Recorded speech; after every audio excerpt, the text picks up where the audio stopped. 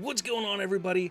I had a chance to sit down with J Horsley, who you may have seen on the podcast in the past. He's a podcast host himself of a show called Spoiler Country. He's also a comic book writer, comic book artist. He does so much, but he has a new book out called Jonly Nonly. It's this weird little, almost like a joke of a book. It's pretty funny, and it's not going to just be one issue. There's going to be multiple issues coming out over the next few months, leading into next year. So I sit down, I talk with him about issue 1 that just came out about a week ago. We also discuss some things about what he has in the works with other projects. So sit back, relax, check out this interview, this discussion I have with J Horsley, and let's go. What's going on, man? How's it been? It's been a while since we've talked. Oh, dude, it's been a minute, as I say. Yeah, a lot's been going on. Mostly I've been productive, which is nice. Not that I'm shocked that you've released another comic or anything like that, because you're always doing that kind of shit. But I know Jonly Nonly, which right here, if you can. It's doing a whole bunch of stuff. There you go. Jonly Nonly. Jonly Nonly, whatever, however you say it. Whichever, I don't care. I know that's something that you've talked about quite a bit for a number of years. So now that you've finally gotten it out, how do you feel? It feels good. Issue 1's out now. Issue 2 comes out in a week. Wow, that's quick. That's a quick turnaround. It is. So, little backstory. Jonly Nonly comes from a joke. Not really a joke. It comes from a story from my family that Kendrick says I have to tell this story, so I'll tell it. My name is Jay. My legal name is Jay. Middle name is N. So I only have letters for a name. I'm the third. My dad has the same name. My grandfather had the same name. My son has the same name. My name's not John. It's just Jay. My grandfather in the 70s was getting a credit card over the phone, as you did back in the 70s. And they asked him to spell his name. And he said, okay, my name is J only, N only, Horsley. He got the credit card in the mail, and it said Jonly Nonly Horsley. That's where Jonly Nonly comes from. And I always thought it was hilarious. So one night, I was sitting in bed with my wife, Kaylee, and we were talking about Jonly Nonly, and she was doodling, and she drew a little picture of me and named it Jonly Nonly, and drew a picture of my friend Jeff, who I've known since I was 5, and named him Jeffers. And that's how we got Jonly Nonly and Jeffers, the two first characters in the comic. And then I took her little stupid drawings and I made little comics out of it for a webcomic. And then she added Calvarina, and which is my friend Calvin, as in the same vein. And then I just took those stupid drawings and ran with them. And eventually she redrew them, and I put them into Illustrator and made them vectors so I can move them around and do stuff with them. And that was 2008, and here we are in 2023. And I did it as a webcomic for like 8-9 years. And then I decided I'm going to put this into a comic book. So I ended up doing a 24-hour comic book day. And I used Jonly Nonly as my venue for doing 20, because it was easy to do 24 pages of that in a day. And I had a lot of fun making it more of like a sequential story versus just like a fun-on joke. So in like 2016, 2018 timeframe, I decided I'm going to make this into a book. So I started working on making Jonly Nonly into a book. And then I got a bunch of issues done, wasn't happy with them, never released them, redid them, wasn't happy with them, shelved it for a long time. And then not to go too like personal, but in like December of last year, I decided to get see a therapist and like get diagnosed, because I have pretty bad ADHD, I found out, and it was kind of stopping me on a lot of shit. And got diagnosed. I got on some medications, stuff like that, and I realized, oh, part of the reason why I start too many projects, never finish a goddamn thing, is because I can't focus. I wasn't able to like actually focus and finish something. So I was just rushing through everything. So since then, I've been doing a lot of things to like better myself and like find that happy medium of getting stuff done and still not feeling crazy. And I found this like creative wave where I finished a novel. I've written almost another novel. I've written 26 issues of Jonly Nonly. I've written 4 issues of Inanimate. Other series that I'm working on. I've colored a comic book for Kendrick, so Brown to Baby Detective. I'm doing a variant cover for Ace Blade. I mean, all this kind of stuff's going on right now. But for Jonly Nonly, I ended up going back. I started writing new issues with like new stories. But I was like, I need to release the first 10 issues. Like none of this new stuff's going to make sense unless somebody has access to read the first 10 issues. And I was like, I can do a Kickstarter. I was like, I'll just put them out digitally on the website and various platforms, put them out for cheap, let people get copies of them, and then come January, I'll start doing the new stuff, which actually has real artwork, not just that work in that book where it's like just minute stuff. I actually hired an artist, and he's drawing some amazing stuff for my stupid jokes and Jonly Nonly. But I went back through all the books again, issues 1 through 10, which is 240 pages of Jonly Nonly. Kind of reworked some stuff, edited some stuff, updated some of the graphics, and I call it Lucas myself. I did a George Lucas, where I went back and redid stuff. But in my defense, I never released them yet, so they weren't actually released and then redone. I just kept making a full book, not releasing it, and redoing it. But now I made a timeline, and I'm forcing myself to release these. So my plan is, and what I've got in place. If you watch my social media, like my TikToks, my Instagram and stuff, you'll see I'm releasing an issue every 2 weeks of 1 through 10 between now and December. And I'm doing it that way because that gives. I know that's not for like selling purposes. That's not a good release schedule because you're not going to sell a lot that way. But it's not these first 10. I don't really care about selling them too much. I mostly care about getting them out there, so I can start in January with issue 11, which is the newest one of the new series, which starts a whole new series of events. Actually tells a story as much as these ones can. Has an artist, JB Penotes, who's fantastic working on them. And I have a couple of the guest artists too in future issues. But then I can release an issue once a month next year and get issues 11 through 13 out in 2024 once a month, and then kind of just going forward from there because they're all written. The scripts are already done, and they're just going through the artist, and he's already finished 2.5 issues for next year. So we're pacing along pretty well. And I've pretty much got for 11 through 13, or sorry, 11 through 23. What's that? 1, 2, 3, 4, 5.5 issues completed already. So I'm on good pace to be able to release one a month next year. And it seems insane, and I know it's insane, but things are getting done, and it feels really, really good to get stuff done. It's out there. And I know, as I've been told, these comics aren't for everyone. And if you've read it, you can tell they're definitely for a niche market of people who like moronic comedy, and that's fine. These comics are both mostly because they make me laugh, and I have a lot of fun making them. And if anybody else wants to join me on this ride of Jonly Nonly and the chaos that ensues in these comics, they're welcome to come along. Probably halfway through. It's hard to tell when you're reading on Yeah. an iPad. You don't have pages you can see. But I will say, you're right. I mean, it's totally, for lack of a better word, a moronic type of humor. Yeah. And I mean, I'll admit there's a couple the pages that I'm just like, okay. But you make light of that because you even put little narrations in there that are like, yeah, we know this is dumb. Yeah. So that's really it was a brilliant way of doing that. So people who they won't feel so bad if they don't like a certain page because they'll be like, oh, they know it's dumb, that type of thing. So I do like that.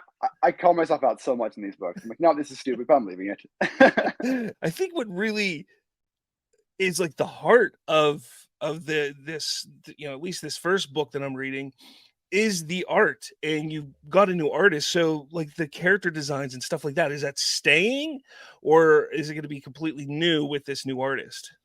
So it's changed to a more traditional style, but their designs of the characters and the characters themselves are very much the same. So Okay. what I essentially did is there's 3 different artists that I've hired on to do stuff for. JB Penotes, Greg Warrenchak, who I've worked with before, and I love Greg, and then Gabriel. And essentially what I did is I sent them the designs that I made for the Jonly Nonly stuff, those things there.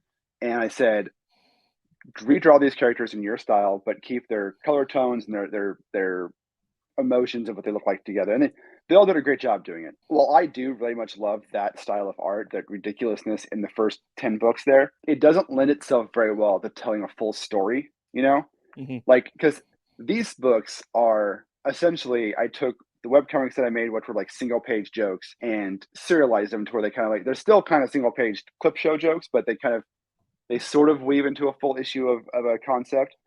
And then issues 11 on, they're actually an issue that tells a story that goes more places and does more stuff. So there's more to it. I had thought about doing them in that same style of art, but it just doesn't lend itself to tell a full story. Like one of the issues is a haunted house story. I couldn't convey the horror aspect of the haunted house story with that style. It wouldn't have come across, because mixing the ridiculousness of the way I'm writing it and a more serious esque tone art style makes that story feel a lot better. I'm not saying you'll never see that style again, because I do have something in the works that I'm going to do that again for a future issue. But for the most part, after January, there's a new art style coming that's going to be around for a while. The current state of it is very simple. It's comic strips, essentially, one pagers. You got a couple that go multiple pages, and I think that's great. For me, I'm very like, I want to, when I read something, I want to read it and finish it pretty quickly. Yeah. And that's why I've always had trouble really sticking to overall comic series and stuff like that. So I think these books are going to be great for people who just want, honestly, this is almost like a perfect toilet book, where you could just kind of put it there next to your toilet, and you can get through a bunch of pages and then come back to it. You don't need to remember what happened before. Yeah. And I think that's really cool about it. It seems like issues 1 through 10 are going to be different than what 11 through whatever are at that point. So issues 11 on still have that in there. There just is there's I'll take issue 14, for example, which is the haunted house story. Issue 14 takes place in a haunted house, and there's a bunch of chaos happening. That's the overall arch of the issue. However, there are little stories being told every 2 to 3 pages. So if you just remember you're in a haunted house, that's all that really matters. There's things that are a little more overarching story in the future issues, but the concept of it being like there's ridiculous things happening every page or every other page that just kind of like tell its own jokes is still there. The heart and soul of the book of the series is still there. It's just done in a little bit of a different fashion to accommodate different artwork. That's all. Again, I love the idea, and I'm sure other people will enjoy the simplicity of the storytelling, because it is just pretty simple, pretty quick. I know that one of the big things that you wanted to do was get your wife involved with comic book creating. And you mentioned that in your little foreword of the book here. What is she feeling about this whole thing? Is she excited that you've done this? I know that you put I saw at least one TikTok with you and her on it, but tell me a little bit more about that. She thinks I'm an idiot. She as every wife does. Right. She's still shocked that I took 2 little stupid drawings she did and turned into an entire comic book series. And I'm very, very, very much adamant that I put her name on the cover of every book and everything you do. Like if you look on Amazon or any place this is for sale, I give her a credit. So she's credited as a creator of the book everywhere. And she's like, all I do is draw. I'm like, yeah, but you helped create. If it wasn't for you, this wouldn't be here. So this is all your fault. This series only exists because you drew those characters. Otherwise, I never would have done this. And I mean, she liked it. I think that's fine. I mean, beyond the only thing she's to be completely frank about it, the only thing she's actually done for the series is she created the characters, the first 3. She created Jonly Nonly, Jefferson Calvarina. There are other characters that show up later in the series, in issues 4 and on, that I added and made in. But she made those 3, and then she wrote in that first book. She came up with, I mean, she didn't write the jokes, but she's the inspiration for the brown chicken, brown cow joke, the Elefino joke. A lot of the really corny first jokes that Jefferson tells are jokes that she came home from work and said, I heard this joke today and told me because she thought it was so stupid. I'm like, yep, that's going in the comic.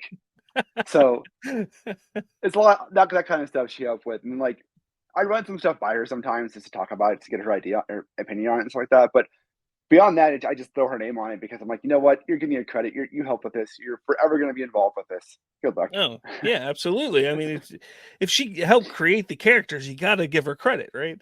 Now, for sure. Now, what's going to be great is when you guys get big, or when this gets big, and you start going to conventions, and you have to pull her along. I've already told her that here next year when we start promoting the new books, I'm bringing her on the podcast with me. She's like, okay, fine. That's great. So besides that, I mean, you said, essentially the inspiration of this was your wife creating those characters, and then you and your friend Jeff. How does your friend Jeff feel about this? Oh, he loves it. Later, so there's a couple scenes in later issues where so my friend Jeff is a very talented musician. He's a very talented writer when it comes to lyrics. He writes. He was actually the singer in the band I used to be in called Dan the Cow, which Dan the Cow actually shows up later in the series a couple times. one of the issues has a music video in it, which makes no sense, but it's in there. So he actually helped write some of like there's a couple times where the character Jeffers raps, does just like a rap battle or raps music, and he wrote those raps and the lyrics and stuff like that. And he as a person actually shows up a couple times in the comic books. That you'll notice if you read through, there's a theme of like the characters are self-aware, like they know they're in a comic book, they know they're comic book characters, and they know me, they know who I am. Eventually they know who the creator is, which is me, and they interact with me directly. Like there'll be pages where like the characters are talking directly to me, or to the reader. And there's pages in later issues where the characters are talking. Character Jeffers is talking to myself and actual Jeff, because it's so stupid, but it makes me laugh so much. But he thinks it's great. He thinks it's awesome. He loves the fact that I threw him in a comic book like this. That's great. I mean, as long as everybody's happy, you can't exactly. You can't throw people in there and essentially making fun of them and then them not want to do it. I was gonna say it is. You're talking about people being okay. There's an issue 5. It's called "A Lonely Far, Far Away," and it's a Star Wars issue. It's all about Star Wars. Now, as you know, I'm not the biggest Star Wars fan. I like Star Wars, but I'm not like a diehard fan. However, my friend Nick is a diehard Star Wars fan. In college, we sat down to watch the first 3 movies, the original 3, and I hadn't seen them since I was 8 at the time, and he's watching them all the time. And we're sitting there watching him, and he's literally reciting every line word for word for all 3 movies. He knows every line. And so when I wanted to do the Star Wars jokes in the comics, I added a character named Earth, which is based after my friend Nick. And I added him in so I could have a Star Wars punching bag. And so I ended up creating an entire 24 pages, basically ripping on Star Wars with him, which was a lot of fun. And it's not like me making fun of Star Wars, like Star Wars is a piece of shit. It's just a lot of really good jokes about the franchise, about Lucas, about the fans, about the movies, about Star Wars in general, and a lot of like there's a really big nerd argument in there between his character and the character Calvarina, talking about the Jedi and the Sith, which took me some research to figure out and like make sure it was like not inaccurate. I had to talk to my friend Nick. I looked some stuff up to make sure it was like, this is. I'm not going to get flat. I probably will get flat for it because of Star Wars fans, but I'm not going to get a bunch of shit for this being completely incorrect. It's going to be at least somewhat correct. Yeah. The thing with Star Wars fans is, as long as you're respectful even if you're making fun of him, Star Wars fans love it. So you should get a lot of traction with that. It should be fine. I think it's pretty respectful. I do like Star Wars. I'm just not a fan like he is. And he's the reason why I made that comic book. It's like I'm mostly making fun of him, not Star Wars. Yeah. But I do find it funny. Speaking of that, there's 2 themes in all of these books that keep coming back, even the new ones, that I think is hilarious. That I'm not the biggest fan of, but I write about it a lot in Jonly Nonly, and that's Star Wars and fishing. Like, I enjoy Star Wars, but I'm not. It's not. You would think that I would write more about like Superman or Star Trek, 2 things I really like, but I don't. And like fishing, my buddy Jeff is a huge fisherman. He's a championship bass fisher. He loves fishing all the time. And I talk about fishing through him all the time. But I'm like, I don't even like to go fishing. But it's in like so many of the books because of Jeffers. There's just so much fishing. But it makes me laugh. Besides Jonly Nonly, do you have anything else that is? Oh my God. Yeah. In the works? I do. So my wife's a product manager, which is very helpful for me. Through her, I've learned how to do some pretty good product management for myself, which means that I can basically make a project, which is a comic book, itemize out what I have to do, checklist it off, get it done, and not get caught up in the cycle of what do I do? What do I do next? What do I do next? I know what I'm doing on each thing, so I know when it's done. So I have issues 1 through 10 completed for Jonly Nonly, issues 11 through 26 scripted. 5.5 of those issues are completely drawn. 2 of those drawn issues are already lettered and going through final editing stages with my editor. Then next to that, I have a series called Inanimate, which is a series about inanimate objects talking to each other. It's based off of the joke that one little story on it. A long time ago, I was sitting in a chat room with my buddy Joe, and we were talking about comics, and I made the joke, the pot calls the kettle black, and then I made a comic strip with a pot leaf and a kettle, and the pot's calling the kettle black. And it all started with that joke of the pot calling that phrase, the pot calls the kettle black. And so I made a series starring a pot leaf and a kettle and ran with it. and I've written 4 issues of that now. 3 issues. I'm writing issue 4 right now, and then the artwork for that, which is not really artwork, it's just photos of objects talking, will go pretty quick. And then I have a series called Sergeant Blinky and his Brigade of Fantastic, which is my little Army-Man series, which I like. And I've got 2 issues of that already done, these are coming out. I have release schedules for them for next year. I've got my novel, Memoirs of a Suicide, which just got done being edited by my editor. I need to go through his edits and see what he said and make changes to it for the first round of edits. That's hopefully coming out late next year. I have an Ines novel that I've written, which is almost done. And then once it gets done, it'll go to the editor. Ines Anthology Book 2 is underway. Book 1 is being optioned by a publisher. I'm talking to them right now about licensing rights. So we'll see how that goes. But he wants to publish it. He wants to do a new version with the variant cover and do some tweaks to the first book, which is fine. So we'll see where that goes. But book 2 is underway. Book 2 is about halfway done. I've got Supernatural Baby Detective, which is written by my podcast co-host Kenrick. I did the coloring for it. I'm helping with the marketing for it, and I'm doing some cover work for it as well. That one is done art-wise, and it's going to the letterer, it's being lettered by Richard Starkings, who is an Eisner Award-winning, amazing letterist. He's one of the best, if not the best, out there. And I've got a couple other comics that I'm working on that they're not really in any kind of stages yet to be talked about. That are coming out probably in 2025. But I've got quite the heavy load of scheduling stuff that I'm working on. That doesn't really feel like it's a lot of work to do because I've got it so like itemized out what I'm doing each week on them. I just do those things and then they get done and then I'm done. It's nice. You're doing a lot, man.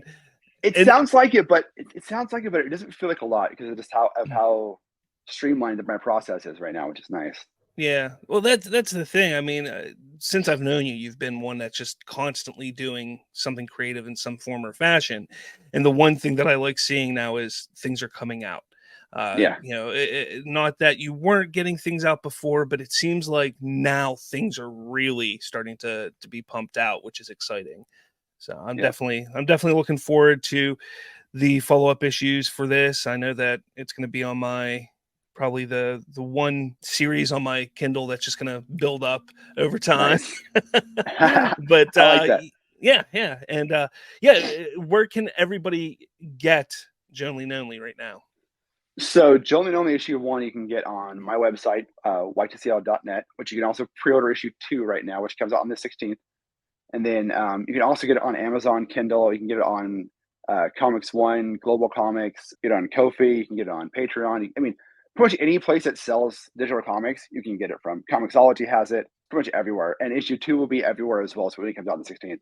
And then issue 3, when it comes out, all of them will be out everywhere. If you want to buy some swag, like this cool shirt that I got right here, which has a cool little logo on the side, or the hat that I'm wearing, or a bunch of other merchandise I have, all that's on y2cl.net. There's a ton of made to go merch. There's merch for Jonly Nonly. There's merch for Ines Anthology there. I am planning to do a print release of all these books sometime next year, but that'll come mostly after I get these all done and then working on the next stage.